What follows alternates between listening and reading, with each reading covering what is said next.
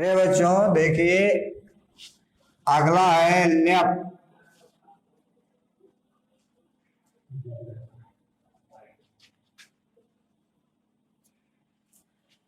ल्यप प्रत्यय का प्रयोग हम वहां पर ही करते हैं जहां पर कत्वा प्रत्यय का प्रयोग करते हैं। पहले इसको आप नोट कीजिए। पूर्वकालिक क्रिया बनाने के लिए धातुओं में कत्वा जोड़ते हैं, पर यदि धातुओं के पहले उपसर्ग आदि अव्यय हो तो कत्वा के स्थान पर ल्यप हो जाता है।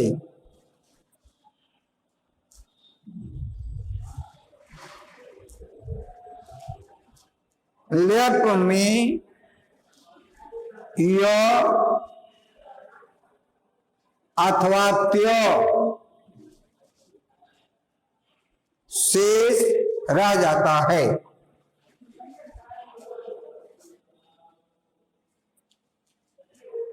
पूर्वकालिक क्रिया समझिए कि पूर्वकालिक क्रिया किसे कहते हैं। यदि वाक्य में कर्ता एक कार्य को करके दूसरा कार्य करता है तो उसे हम पूर्वकालिक क्रिया कहते हैं। पूर्व यानी जब कर्ता एक कार्य को करके दूसरा कार्य करता है तो जिस कार्य को करके वह करता है तो उसमें हम कत्वा या ल्यप दोनों प्रत्यय लगाते हैं। सिर्फ अंतर इतना ही है कि यदि धातु के पहले उपसर्ग हो तो वहां ल्यप प्रत्यय होता है और उपसर्ग न हो तो वहां पर कत्वा प्रत्यय होता है। जैसे आपका हिंदी में है गंगा हिमालय से निकलकर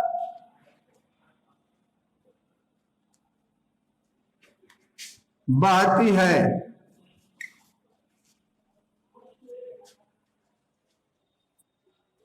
अब गंगा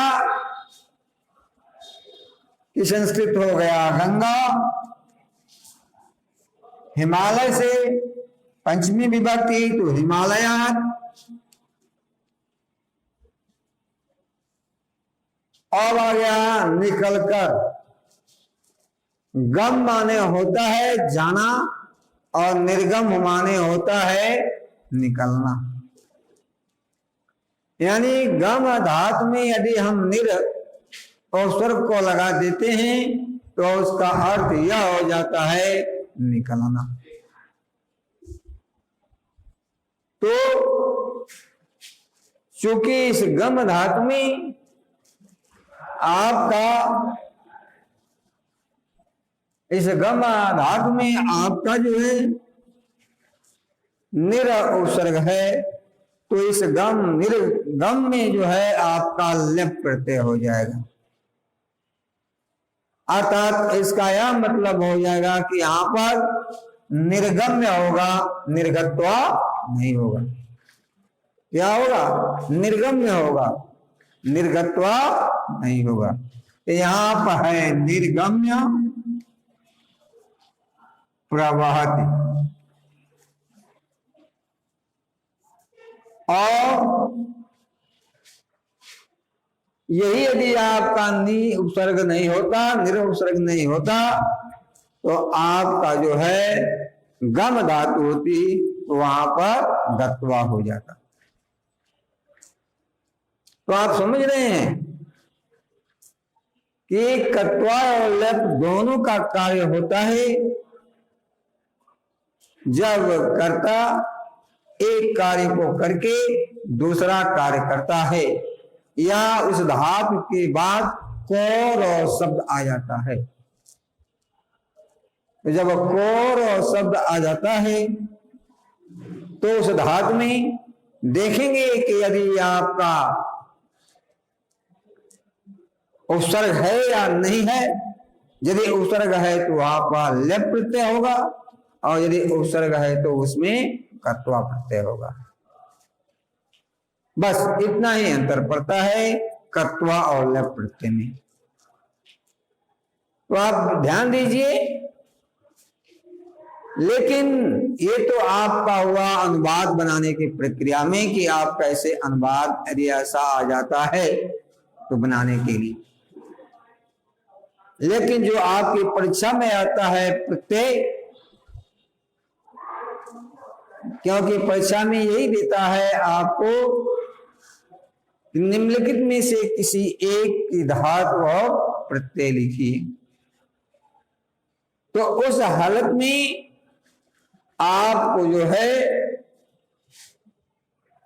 केवल इतना ही लिखना पड़ेगा कि कौन सी धातु है और कौन सा प्रत्यय है।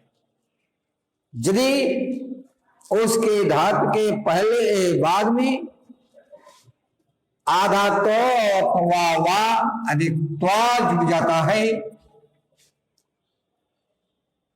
तो आपको समझना चाहिए कि वहां पर कत्वा प्रत्यय है। कत्वा में आप लोग ध्यान दीजिएगा कि आधा को, आधा तो और वा ऐसे लिखा जाता है। और यदि धातु में पहले उपसर्ग लगा है और वहां पर य जुटा हुआ है तो वहां पर आपका हो जाएगा लेप प्रत्यय। तो समझ रहे होंगे कि कहां पर कत्वा प्रत्यय हो जाता है और कहां पर लेप प्रत्यय। यानी कैसे आप कत्वा प्रत्यय छाटेंगे और कैसे आप लेप प्रत्यय छाटेंगे। यदि धातु के पहले उपसर्ग है, यदि धातु के पहले उपसर्ग है और धातु के बाद य है तो लेप प्रत्यय होगा। और यदि धातु के पहले उपसर्ग नहीं है और उसमें त्वा जुटा है, तो वह आपका कत्वा प्रत्यय होगा। उदाहरण में देखिए,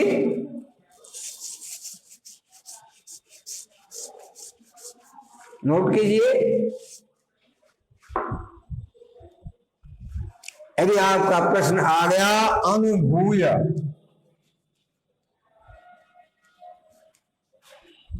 अब अनुभूय में हमें धातु और प्रत्यय को निकालना है। तो देख रहे हैं भू धातु है और भू धातु के बाद क्या है, यो है, और इस भू धातु के पहले क्या है, अनु है। यानी अनु जो है उपसर्ग है और भू जो है आपकी धातु है और इसके बाद यो है, तो आपका हो जाएगा लेप प्रत्यय। तो इसको लिखेंगे अन धन भू धातु और यहां पर लिखेंगे लेप प्रत्यय। 2 नंबर आपको मिल जाएगा। ठीक इसी प्रकार से आपका है आगम्य, यहां लिखेंगे आ गम धातु और यहां पर हो जाएगा लेप प्रत्यय। समझ रहे हैं। हाँ, यह है कि यदि आप इस अनु और भू दोनों को अलग अलग भी नहीं लिखते हैं, लिख देते हैं कि अनु भू एक ही में लिख देते हैं, तब भी गलत नहीं होगा, सही होगा। ठीक है। विनीय,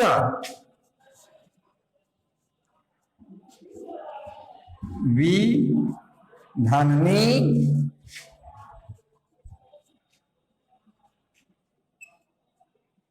और यह हो जाएगा लेप प्रत्यय।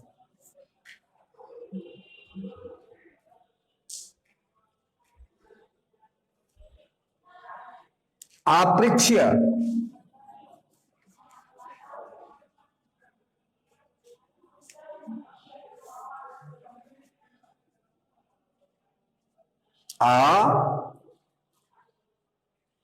पृच्छ,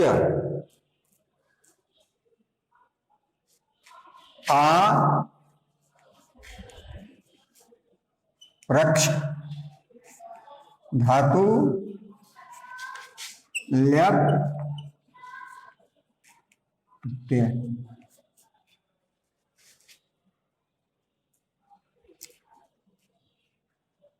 प्रकृत्य,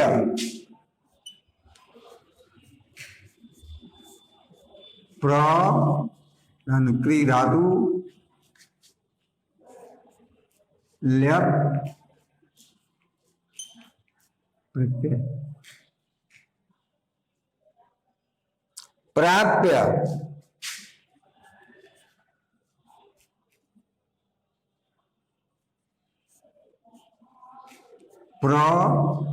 धन आप धातु ल्यप प्रत्यय। विचित्य,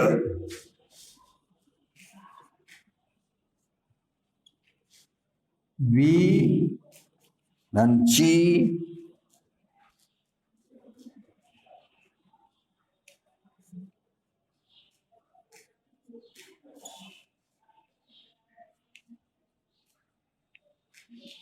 ल्यप प्रत्यय। आपका जैसे विगम्य हो गया या विगत्य भी हो सकता है, तो वी धन राम धातु ल्यप प्रत्यय।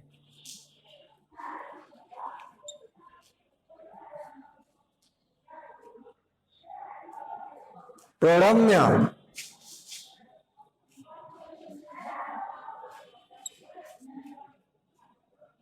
प्रणम्य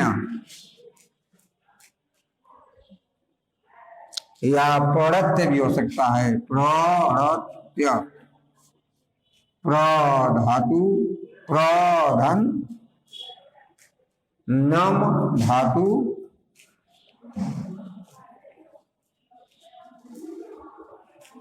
लेप प्रत्यय।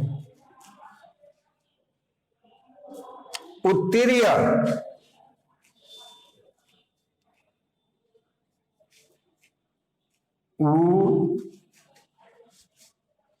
उत उत धान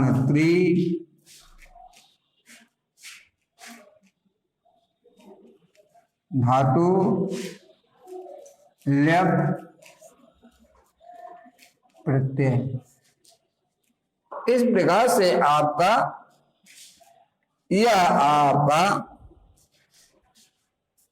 लेप प्रत्यय हो गया। इस प्रकार से आप लोग समझ गए कि केवल कहां पर लेप होगा। आप समझ लिया थोड़ा सा। यदि अनुभूय के जगह पर भूतवा होता तब तो भू धातु और कत्वा प्रत्यय हो जाता।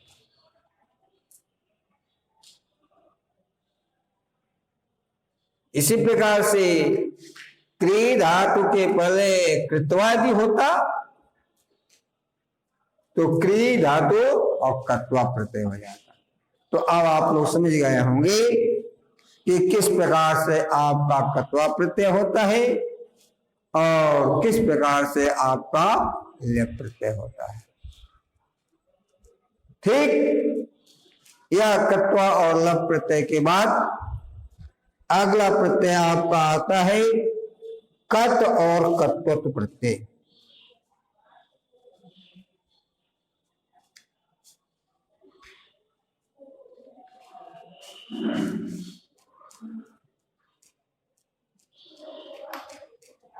और इसको हम कल बनाएंगे।